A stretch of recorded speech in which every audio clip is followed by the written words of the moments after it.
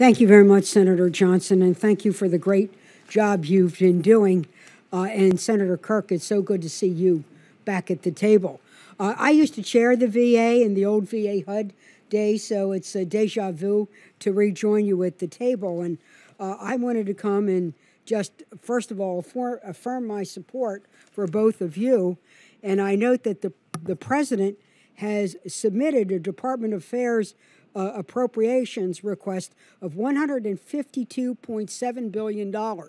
This is the number 3 subcommittee under the entire full committee.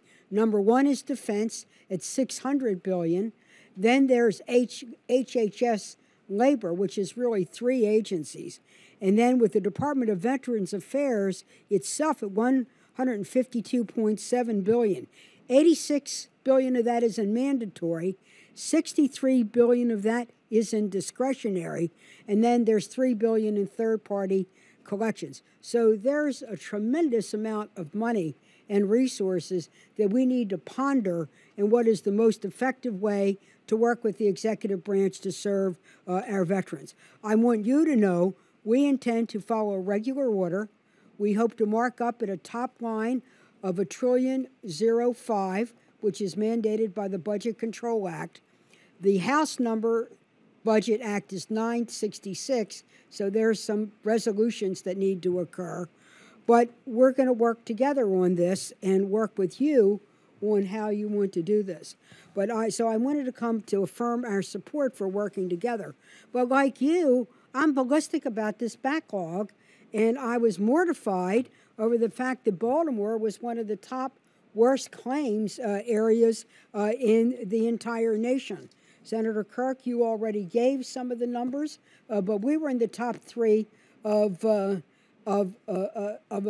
very embarrassing list. Now, General Shinseki, you came to Baltimore, and I appreciated that with your team, and then you made certain promises which are being followed through. But what happened is that, as you said now, the entire Baltimore office is being shut down for training. Are you aware of that? I'm not aware they've been shut down.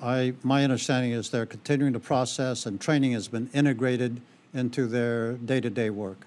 Well, sir, that's not the way it is on boots on the ground. The entire Baltimore office is now in training. There is one person answering the phone. One person answering the phone. Now, there were 10 people on the phone to answer our questions. 10 people from there. We can't have this, that we're going to shut down a whole office so they're more fit for duty, which we like the training, which you said you would do, and we're excited about that, but we can't shut it down.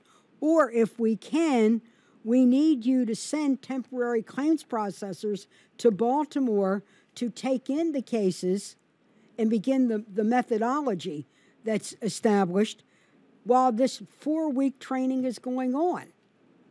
I understand we have help teams that have been added to Baltimore. Let me ask Secretary Hickey for some details. So, Chairwoman, I'm sorry, Mikulski, my apologies to you all. There was some miscommunication, I believe, to you all about the nature of what was happening in Baltimore, so I will accept that responsibility for that miscommunication. There is 4 hours a day where they are literally still working claims, and the other 4 hours they are in class, but while they're in the class, they're working live claims that belong in the Baltimore Regional Office. That's the way the training is designed. It's designed so they actually work claims, and they go through a training process while that happens. But in the meantime, I know about your concern, and I'm very sensitive to that concern. So we are continuing to get the support of 3 other regional offices as I committed to you to ensure that the Baltimore backlog is coming down. They continue to do those claims and are still working it. And we are also looking to see if we can bring one more team in while they're working in the training environment just to supplement the additional support during the training period. I will share with you that we have already seen production increases in Baltimore since we visited with you. And I appreciate your taking an awful lot of time out of your schedule to do that. not only increases in production have we seen, but also an increase in the quality already as a result of bringing in some of those help teams, bringing in some of those subject matter experts to come in and help to coach and to facilitate some improvements in Baltimore. Well, I think we need to talk about it. I don't want to take the time of the subcommittee. There has been a breakdown in communication. And there's a breakdown in communication even the way the director of that office talks with us. He was silent on the phone. When we asked where was these records go, we heard they were in the cloud. Nobody could tell us where these records were going. We're not happy. But rather than go on and turn this into a discussion on Baltimore, but what I fear is that this is the problem everywhere. And not only a backlog, but then the lack of communication. Yes, they do work in the afternoon, but we hear it's a very few set of coaches with a very few set of cases with coaches. So let's really talk and get this straight, and let's not take the time. I'd like to go nationally, and if I could. General Shinseki, did I hear you right? And it goes to what we're all raising. We understand that in order for VA to do their job, they need the cooperation of 4 other agencies, plus the National Guard. They need the cooperation of VA, the Social Security Administration to send you records, and to a certain extent, IRS. Is that correct? Now, in the hearing, has VA essentially, have you talked about does VA really cooperate with you? Or you don't want to say because you're a good guy and you used to be in the chain of command and hoorah, hoorah. Yeah. Madam Chairman, I would tell you that I spent 38 years in uniform, as you know. And all the time, I knew there was a VA, but there was almost no interaction between my duties in uniform and the department. And so when I became chairman of this department, realized how little education I had received. One of the first things that Secretary Bob Gates and I did was to agree, handshake as we were standing in line waiting to be sworn into our respective duties, was to bring our departments together. And so it began with Bob Gates, it continued with Leon Panetta, and it continues now with Secretary Hagel. And the whole point is that our departments culturally look 2 different directions, and that's not good enough. And so we are working to bring our departments in a greater synergy, and part of that has to do with this seamless transition that we talk about. But that includes getting electronic records from DOD and allowing us to match up. Well, is that happening?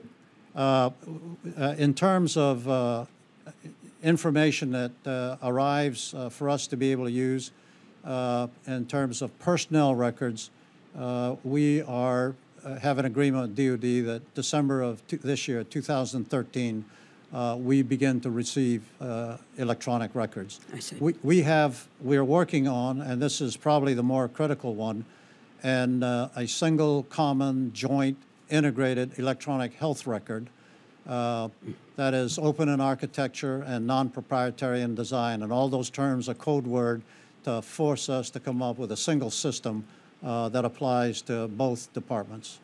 Thank you. This is, Mr. Chairman, Senator Kirk, colleagues, I'm going to suggest this as the full committee chair. The subcommittee does their business, and they've been doing a great job on this. But as the full committee chair, I thought I would convene a roundtable of the 4 agencies that have to serve our veterans and actually get Hagel in the room with Shinseki and their assistant deputy coordinator of the health records and techno microchips. Well, does this sound like a good idea? It sounds like an awesome idea. We get both secretaries in here to explain why we haven't combined the 2 systems. And I would give you a little partisan edge on that. A partisan edge, by that I mean in VA versus DOD, and just say that I don't understand why the taxpayer has to pay for 2 totally separate systems. And I want DOD to insist on why they need to have a separate system. That I think we should go date certain with just Alta, which is the DoD system, and force DoD to say why we have to slow down and have a separate system. Well, this subcommittee has been the driving force, and I thought we could get DOD, Yeah. bring Social Security and IRS in, and I'd really go for the appropriations to be the committee that cracks the code on the VA backlog. And it would be a great tribute to you as a veteran. Madam Chairwoman, that is an excellent idea, and the details need to be figured out, but I'll take charge of that. Yes, and we look forward to working with you exactly to do that.